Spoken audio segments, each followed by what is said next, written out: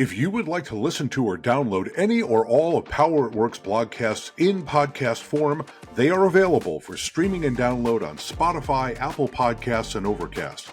Just search Power at Work on any podcast platform and enjoy all of Power at Work's podcasts. While you're there, two things we would like you to do. First, subscribe, and that way you won't miss any Power at Work podcasts. Second, please give Power at Work a 5-star rating, a like, a love, whatever is the tool that your podcast provider gives you. It helps others who care about workers and worker power to find Power at Work's content. They will be grateful, and so will we. Hello, powerful people, and welcome to the Power Half Hour live on LinkedIn and published for posterity on poweratwork.us. I'm Seth Harrison, the Burns Center for Social Change. The Power Half Hour brings you more voices, more news, more worker power insights in just 30 minutes. I've got an expert panel of right now 2 guests. We're hoping our third guest is going to join us in just a minute. I will introduce them to you in just a moment. Our video audience, of course, can see them arrayed in front of them, and they're, I'd say a moderately good-looking crew. We'll see how it goes, see if we can do something about that as we go. The panelists are going to talk about the big stories and biggest developments affecting worker power, workers, and unions, and we'll talk about the important worker power developments that are going to arrive sometime in the near-term future. And then at the very end of the show, we'll have everybody's favorite segment, giving our guests an opportunity for shameless plugs and shout-outs. They can promote whoever or whatever they would like, and self-promotion is enthusiastically welcomed.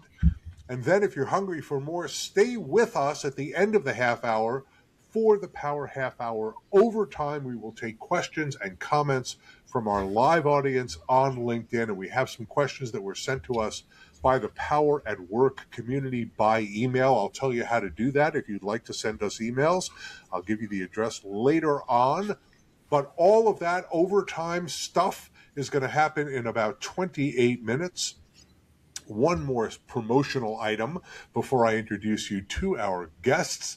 Stay up to date with the Power Half Hour by following the Power at Work page right here on LinkedIn and by subscribing to Power at Work at poweratwork.us. Go to poweratwork.us, fill in the subscription box. All we ask for is your name and email address. We absolutely promise you we will not sell or give away your information. It's absolutely free, both on LinkedIn and on poweratwork.us. All right, let's meet or 2/3 of our panel, or maybe our whole panel. We're going to have to see. From the People's Republic of Tacoma Park, Maryland, he slipped past the phalanx of National Guards people who can be found on every corner checking their telephones and doing very little else. Not a criticism of them, a criticism of their commander-in-chief.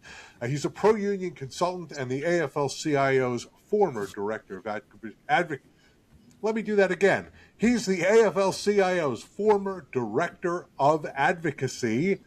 It's our friend Bill Samuel. Hey, Bill. Hey, Seth. Thanks for having me back. It's a pleasure. We really appreciate your saying yes. And from the Twin Cities in Minnesota, he's a labor economist and a senior researcher. What is going on with my tongue today? He's a labor economist and senior researcher at the W.E. Upjohn Institute for Employment Research. It's Aaron Sojourner. Hi, Aaron. Hey, Seth. Hey, Bill. Nice to be here. I'm going to focus on enunciation the whole rest of the way as we dive into topic number 1. Okay, panel, and we're going to start with you on this one, Aaron.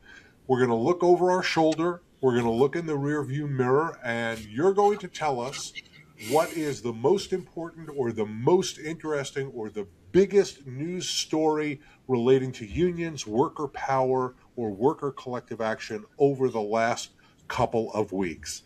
Aaron. So last week, the federal prosecutor in Minnesota held a big press conference and announced the arrest and indictment of 15 Minnesotans. They said that those people were involved in interfering with federal agents during Operation Metro Surge in the winter. There's an important labor angle to this story that isn't getting a lot of coverage, and I want to make sure people understand it. those 15 people who were indicted and arrested included a union carpenter, a union electrician, a nursing home worker, a union public school teacher, a university employee. It seems like the feds targeted a group of people who were active in Twin Cities worker assemblies that have been operating over the last few years as a way for union and non-union workers in the community to come together, deliberate, strategize, act together. And, 2 weeks ago, the AFL had its convention in Minneapolis and awarded the Human Rights Award to the Belarusian labor movement for its courage under severe dictatorial repression, and the Minnesota labor movement for solidarity and action in the face of this federal occupation and attack during the winter's operations. So that community resistance was really a moment, very decentralized uprising in mutual aid and community self-defense. I've never seen anything like it. I've never seen anything like the attack. I've never seen anything like the movement that absorbed that energy and put it back against the attackers. It was really awful and incredible. But the Minnesota labor movement, met the moment and worked in close alliance with faith communities, community groups in support of that uprising. And these workers were active in that effort. But now the administration is prosecuting them. And they've done this to a lot of people, charged people on very flimsy evidence. And many of these cases fall apart once they get out of the secret grand jury stage into the light of a trial. When prosecutors abuse their power to prosecute, a jury can grant a people's pardon, like they did with the sandwich guy in DC. And I wouldn't be surprised if that happened again here. But, we saw the general strike in Minneapolis was really important in shifting the tide. And this is something sort of growing out of that and the activities around that. These workers are under attack again. Yeah. So I want to I have a comment and then I want to ask you a question. You're exactly right that what happens is, or has been happening in a lot of parts of the country, is the prosecutors go to the grand jury. They often engage in irresponsible or unethical or illegal behavior in trying to influence the grand jury. And then they are forced, particularly when a judge intervenes, to dismiss the cases. And sometimes they face disciplinary action. The prosecutors face disciplinary action. And something like that happened in Chicago, where a whole bunch of really grotesquely unethical behavior by the prosecutors was unearthed by the judge asking questions about the process of their prosecuting folks, very much like the prosecutions that are going on in Minnesota right now. But I would like for you, if you don't mind, Aaron, tell us a little bit more about these worker assemblies, because that, I think, is a concept that a lot of folks in our audience are not necessarily familiar with. How do they work? What is their goal? And are they an organizing strategy, or is it sort of community-based organizing? What tell us more about it? I think they grew out of a couple of years ago. A bunch of the unions in the Twin Cities realized that their contracts were all coming up for rebargaining in like a relatively narrow window, and they started meeting together and really thinking through, like, what are the implications of this? How can we leverage this fact that we're all going to be ready to strike at around the same times? And like, are there ways that we can act together? And I think something that came out of that were these forums that were more, not along union lines, but were more local action, or workers across unions who had certain shared interests, committees where they wanted, and they are meant to be, spanning different unions, bring together workers who are already in unions, workers who are not in unions, meant to like draw in people to the labor movement who maybe, their boss isn't unionized, but they want to be active.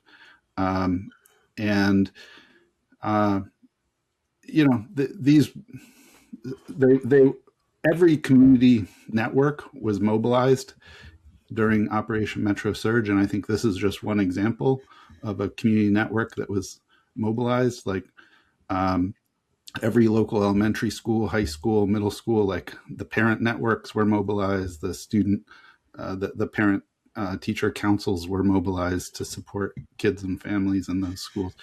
So it's one example of a much more broad phenomenon, but it's one that the federal prosecutors seem to have been tapped into the signal chats and have collected evidence about conversations and have been able to identify individuals and put together an indictment that passed grand jury muster. Grand juries, I guess you're the lawyer, I don't know, but my impression is like the prosecution makes its case and there's no defense. Like nobody's making the other side. So you can get weaker stuff through.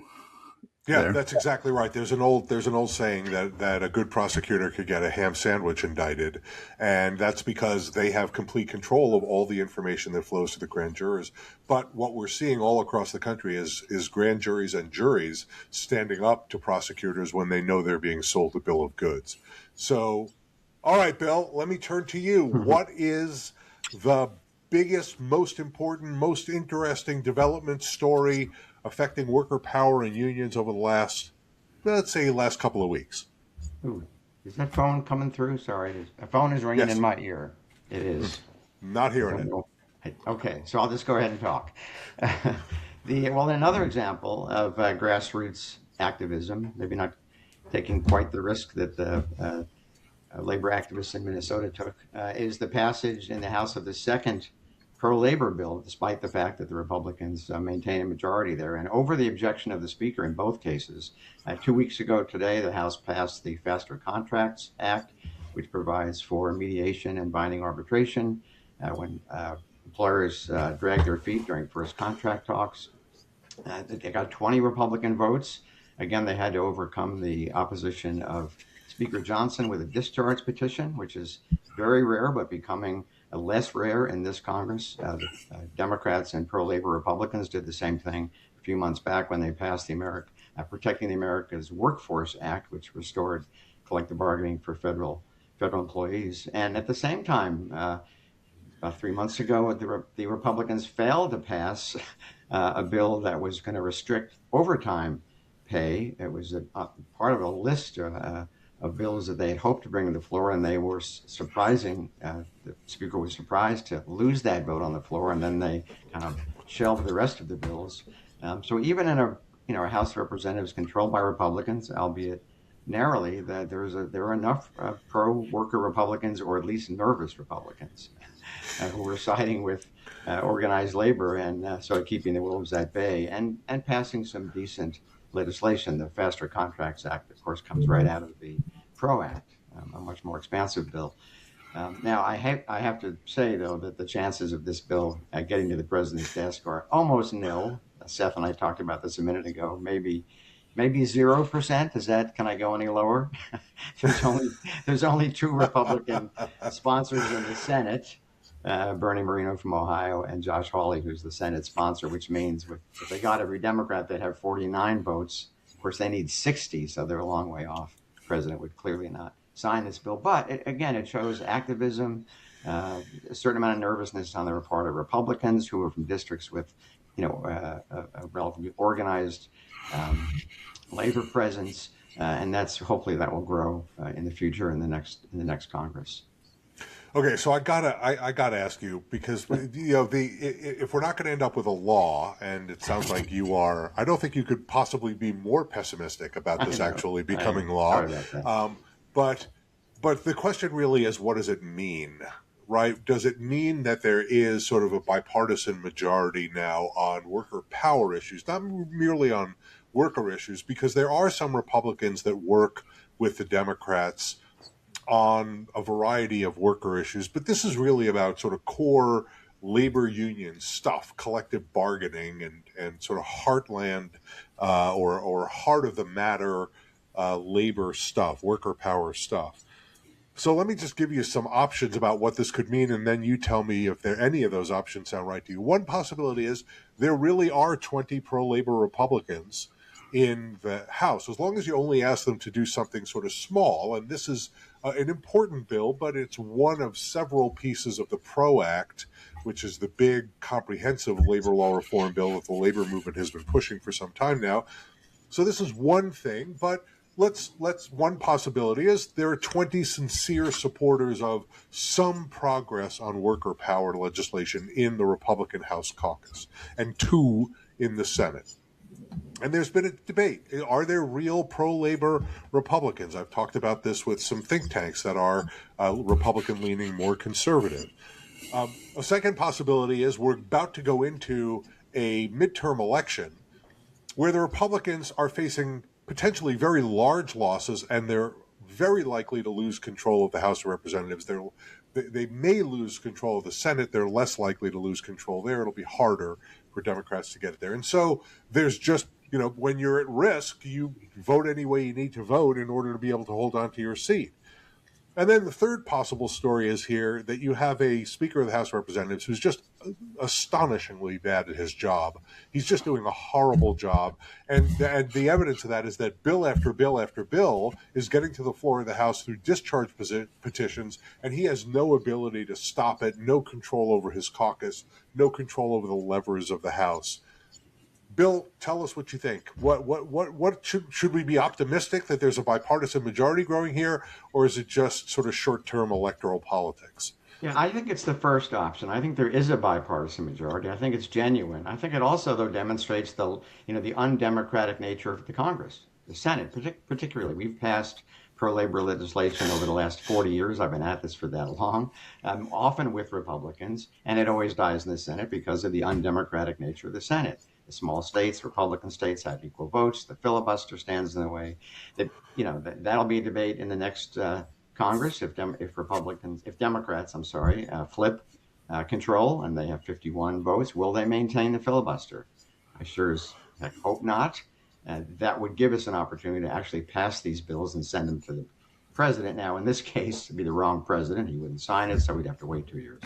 So there are a lot of obstacles to this, but I do think this represents, and by the way, this is all borne out in public polling. If you ask, ordinary Americans what they think about the rights of workers and unions, they generally, by pretty big margins, side with workers and the need to reform and modernize the labor laws. So I don't think there's any question that this represents majority support both in the House and would in the Senate if it was actually a democratic institution. Topic number 2, we are getting out our telescopes. We're looking into the future. We're going to predict what's coming down the pike for workers and worker power. Now, we're not interested in what's going to happen in 2098. We're interested in what's going to happen in the next few days, next few weeks, next few months, maybe next few years.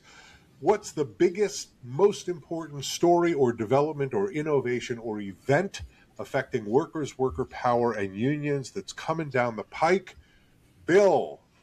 Well, this is not good news, I'm afraid. I think we're about to see the third Republican member of the National Labor Relations Board confirmed.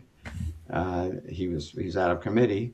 And once he's confirmed, there will be a 3-member Republican majority, which means they can begin to overturn precedents, start moving rulemaking through. And I think they've got a list of things that the Chamber of Commerce and the Right to Work Committee want them to do. The NLRB lacked a quorum for most of last year. Now they're going to finally get the quorum that they need with enough Republicans in the majority. They will most likely go after the CEMEX decision, try to overturn that, which provided for required employers to either hold an election or recognize a majority support for a union. There could be other rules, rulemaking on the way. Requiring annual recertification of unions, something as outrageous as that. They could also overturn the Amazon decision, which essentially outlawed captive audience meetings. So there's a lot of good things happened over the last 4 or 5 years, particularly in the Biden administration. All that could be swept asunder if this new board gets in office and starts to work at retrenching. Any idea when that's going to happen? When it's going to get I confirmed? assume it'll happen within the next couple of weeks. They've reduced the majority. You only need 50 votes now to confirm a member of the executive branch, which includes the NLRB, and so that's going to happen quickly. And then just depends on how quickly they can get to work and get cases in front of them. Yeah. Incredibly bad news. Aaron, what's coming down the pike? What's in the future for workers, worker power, and unions? Well, I was going to say, we have a new Fed chair coming in, Kevin Warsh, and at this point, he's taken control or taking office at a point where real wages are falling faster now than they have been, in 98% of months over the last 20 years. Like Ooh. we are experiencing really fast real wage decline. Wages are up over the last 3 months at like a 2.8% annual rate, but consumer prices are up at an 8.2% rate. So if this continues, it probably won't continue because a lot of that is like the Gulf War energy shock. But if it were to continue, the average hour of work would buy 5.4% less in February 2027 as it did in February 2026. That's like really, so right now and over the last few months, American workers have really had their paychecks squeezed, and like almost as fast as the fastest time in 22. There's only 2 months in the past that are faster. In 2008, 1 month, and in 22, 1 month.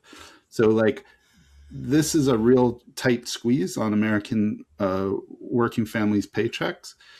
And, wage growth had been decelerating since the Fed started raising rates to combat inflation, 4 years ago.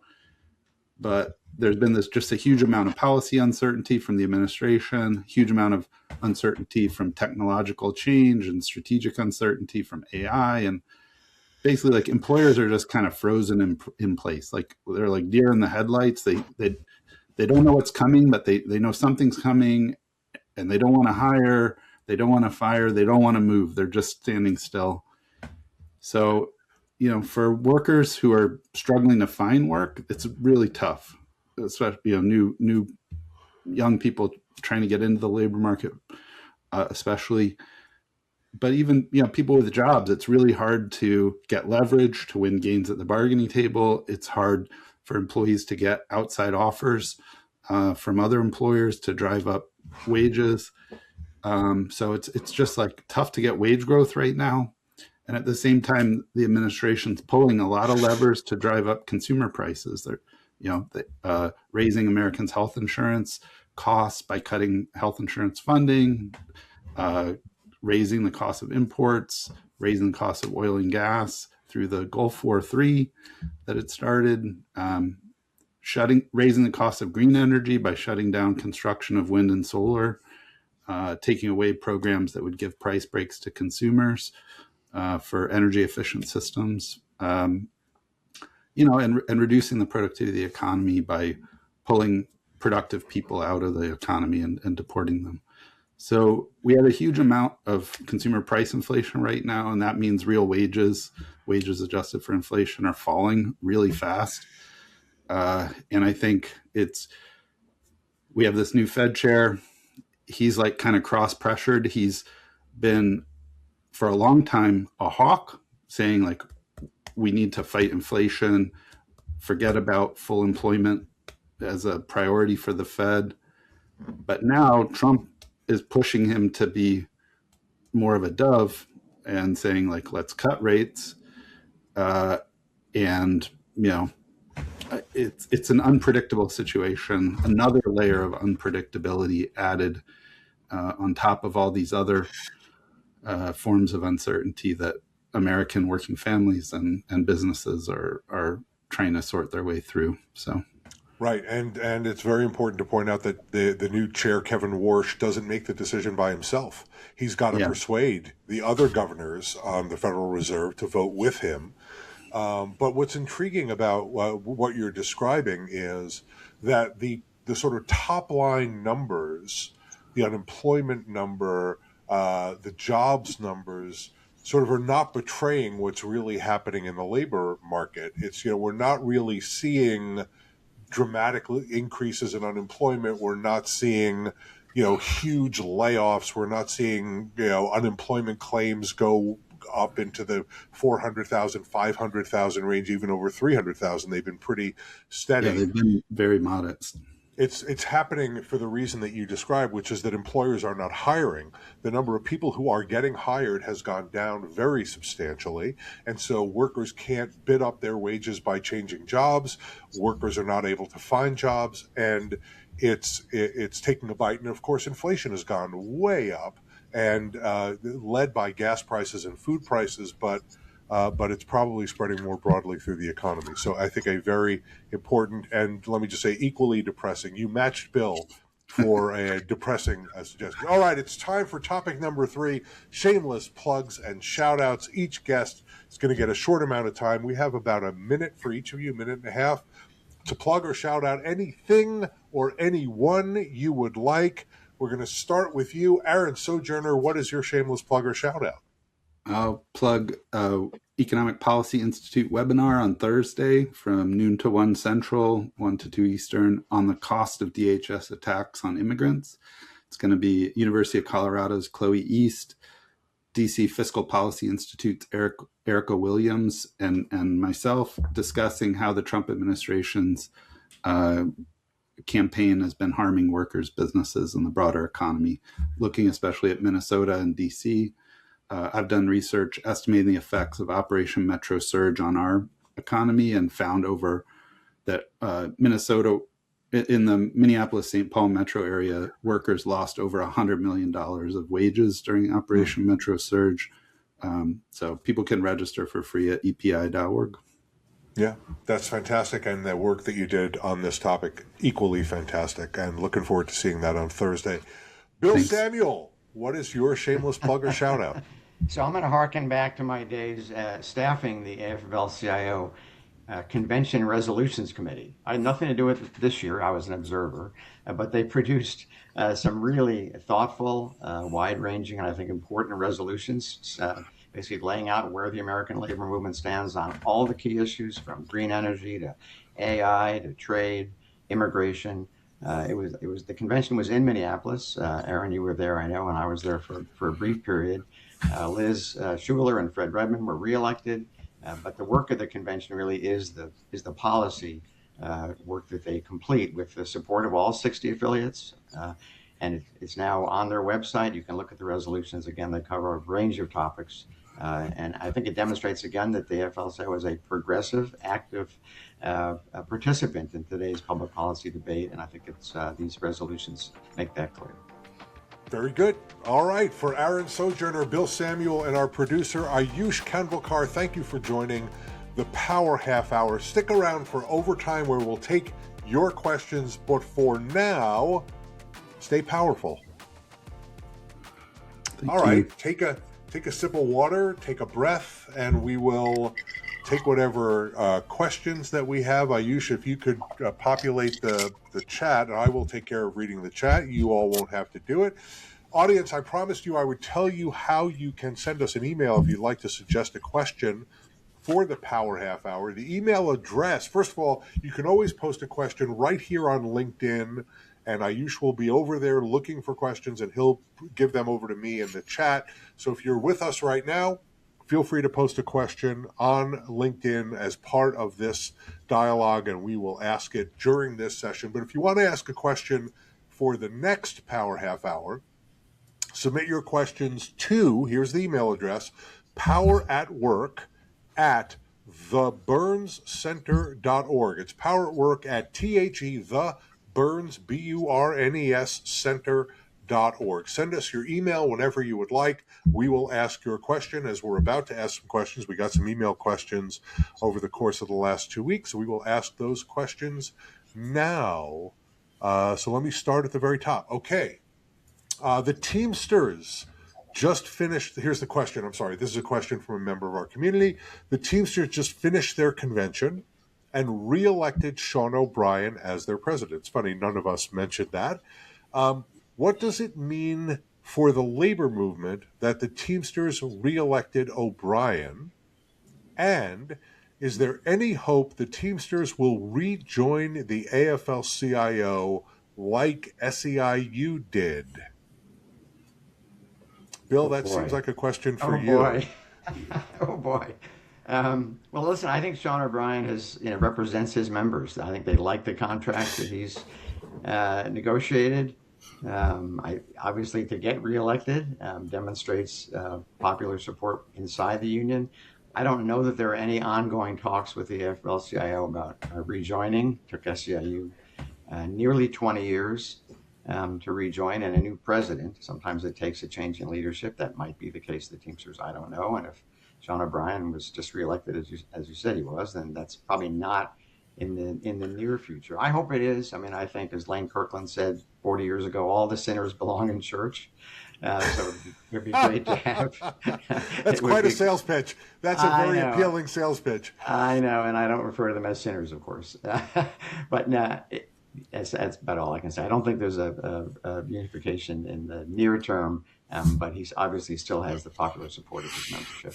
Yeah. Well, so an interesting thing, as I understand it, what happened at the convention was that the opponents, Sean O'Brien's opponents, were not able to get on the ballot. They were not able to gather enough support among the membership, or they failed to gather that which they needed in order to be appropriate candidates. And so he essentially was running unopposed, even though there was opposition in the union to him, but obviously not enough to get to launch candidates who could win. And organizations like Teamsters for a Democratic Union were stuck with O'Brien, very enthusiastically so. Although they also have some criticisms for him. I think a lot of people who look at the Teamsters from a political perspective are frustrated with Sean because he has been talking with Senator Hawley and Senator Moreno and others about the Faster Labor Contracts Act and working with them on a bunch of issues and spoke at the Republican convention. But that's, as you were saying, Bill, that's not what the members care about. The members want to know what's in the collective bargaining agreement. Is the union fighting for them? Is the union organizing in their industry so they can do better?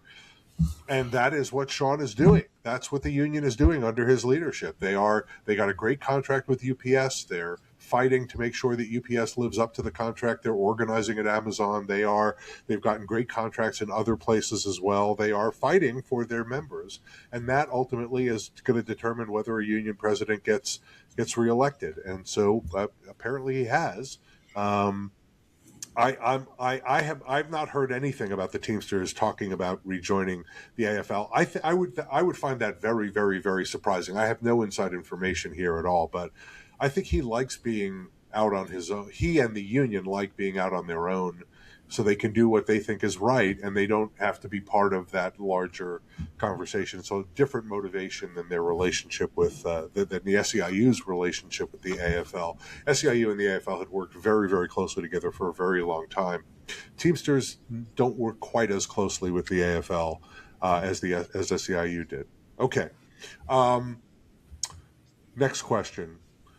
The data center wars are fascinating. I really don't like the use of the word fascinating in the same sentence as the word wars, but the data center wars are fascinating. I know the building and construction trades unions are enthusiastic supporters, I assume, of the data center because it means lots and lots of jobs.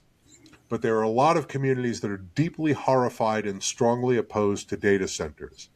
Are there unions standing with the communities against data centers? Is this likely to spark a war in the labor movement? Well, I could take that, I think. It was one of the few controversies at the AFL-CIO convention, not on the floor, but in the back room when they were working on the resolution that covered AI. I think they managed to smooth over the differences by talking about the need for transparency, for data centers to absorb the cost, the increases in electricity and the increased usage of water. So I think they're trying to find a middle ground between the unions that are supportive for both for job creation reasons, but also I think they think it will, modernize our electric grid if there's more money and attention paid to the need for data centers. And the unions that strongly oppose AI and the sort of the development of AI without guardrails. So they sort of kind of met in the middle. But yes, in answer to the question, there are unions that are against data centers that are supporting Bernie Sanders' moratorium on the construction of data centers. So there are definitely two sides within the AFL-CIO, and I think they tried to find sort of a middle ground with the resolution that you can look at. It's resolution number 7, and you can find it on the website. It does address data centers. I'd just say, like, the data centers are a flashpoint because they're a place where local government, state government, communities can exercise some veto power over these, the big tech sector, very powerful companies. And it's, the debate gets a little confused because people are coming at it not, some of it is real concern about electricity prices and water and things like that, but some of it is a proxy, like using those issues as a stalking horse for other goals. And it makes sense to grab onto leverage where you can, but it's also good to be clear about what you're actually trying to accomplish. And it's not great to have like all these little local officials be the ones who are negotiating concessions or terms with the companies or their representatives. Like, that's a very chaotic way to achieve goals. So it would be great for federal, national organizations, leaders to be clear about what their goals are and what their strategy is. And, this is a really important economic issue that affects working families. It's not, data centers are a flashpoint, localized flashpoints a lot, but there's a much broader set of issues like the screenwriters and, our media, like, but it's also teachers and universities and like healthcare. It's there's a broader set of issues at stake about who's going to control this technology and who's going to, like, whose goals is it going to be put to maximizing and seeking, and how do you make sure that the benefits of any productivity enhancement are shared broadly, not just concentrated, more among the wealthy.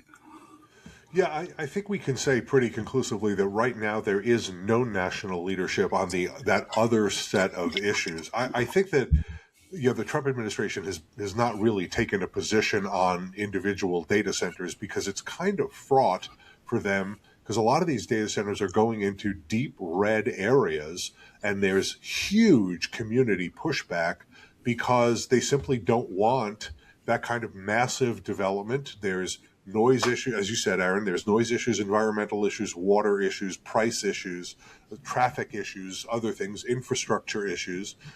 Their communities don't necessarily have the money to be able to provide the support that's necessary for these data centers.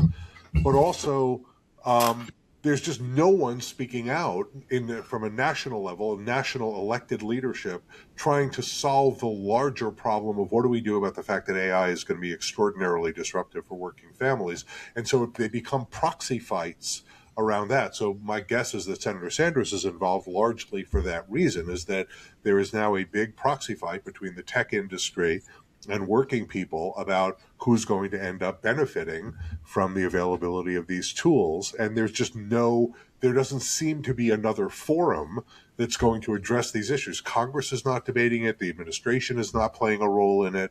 And so these fights become the only fights in town. You can imagine a governor playing a meaningful role, at least within their state. You could see that the National Governors Association playing a role, but it's there isn't anybody playing any meaningful role on those other issues, and that's a big part of the problem. I agree with that. Okay, Aaron, this is one I think that's going to be close to home for you. Today is the anniversary of Dr. King's Walk to Freedom in Detroit, protesting segregation, racial wage inequality, and race discrimination in education, housing, and hiring. UAW President Walter Reuther marched arm in arm with King. Would today's labor movement march for civil rights? Are they still in the fight against racism, segregation, and discrimination? Yeah, that's an important, really important question. My sense is that the labor movement has made a huge amount of progress. I think at that time, Reuther was taking it, he was leading the labor movement on those issues. He was stepping out from what was often a very insular, very, racist labor movement that was, often white workers organizing to protect their privileges, and that,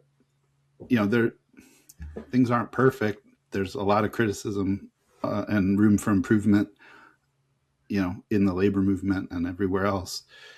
But my sense is that the labor movement has done a lot of important work internally to, understand that and make real that, workers have power when they stand together, and that racial division, gender division on sexual orientation, like these are tools that powerful, wealthy interests use to divide working people. And, you really can't tackle concentrated wealth without tackling like white supremacist politics. Like these are two sides of the same coin. Like that is what is used to divide people, are these arguments about, fearing the other. And, that's like the go-to move for wealthy interests. So, I think there's a lot more buy-in to that analysis in the labor movement now than there was at the time of Dr. King and Walter Reuther. And I think that's good, but obviously still huge challenges ahead. Yeah, and well, Bill, do you want to get in on this since you spent so many years in the labor movement and saw a lot of these issues up close? Well, I would just say that there are people of color at all levels of the labor movement now in leadership positions. Secretary of Treasury, of course, Fred Redmond, and the steelworkers, many international presidents. It's certainly true in the state federations of labor, in local unions. Even the building trades, which sort of get tagged with being behind the curve on this, have really opened up their apprenticeship programs. They are searching for people to have a more diverse workforce because they've got shortages and because they know it's the right thing to do, both immigrants, people of color.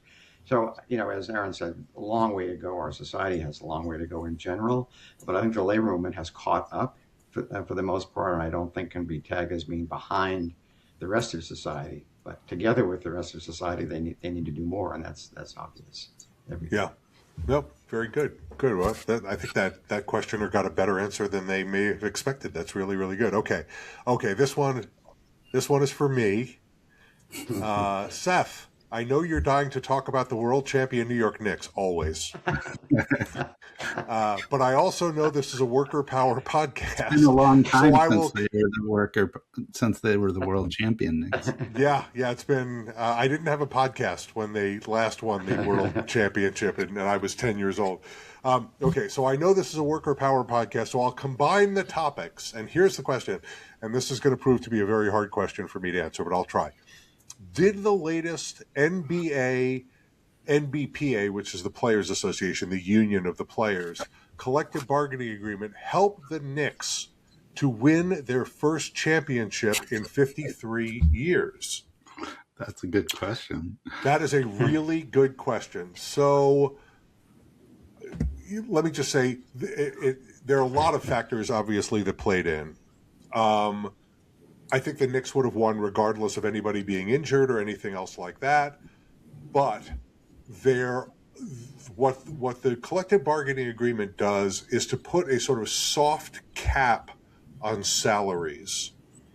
At the same time, it allows and almost requires, or certainly encourages, the superstar players getting the what are called supermax contracts that are just gigantic, like $300 million over 4 years, 5 years, gargantuan sums of money, unfathomably huge sums of money, going to a very small number of players, usually on each team. So what that means is that some of the other teams have had to shed players that they otherwise might have wanted to keep. The Celtics, I think, are an illustration of that. There are others. That was not the case with either of the two Western Conference leadership teams, the Thunder and the Spurs. The Spurs have a very young team, so they don't have a lot of gigantic salaries. They have their point guard, De'Aaron Fox, has a supermax, or at least a max contract. But like Victor Wembanyama doesn't have one yet. He's going to get one probably this year. And the Thunder also have a young team, but they are beginning to give out supermax contracts.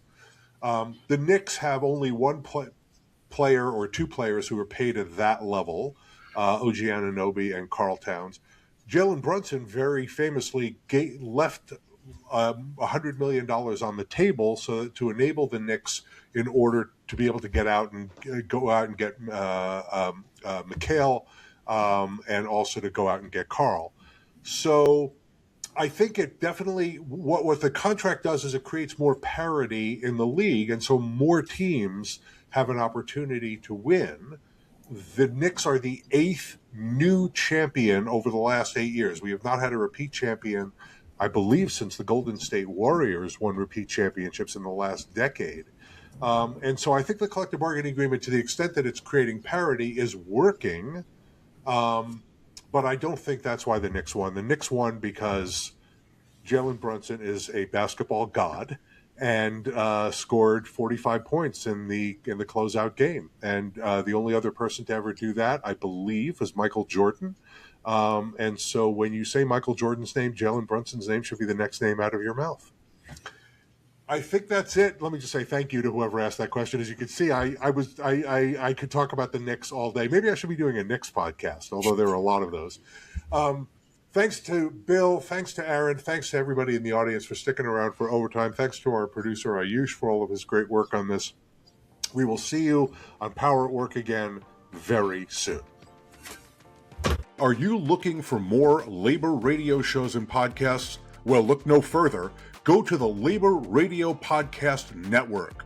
The network connects more than 200 radio shows and podcasts. To find more great labor content, go to www.laborradionetwork.org. Power at Work is there. You should be too.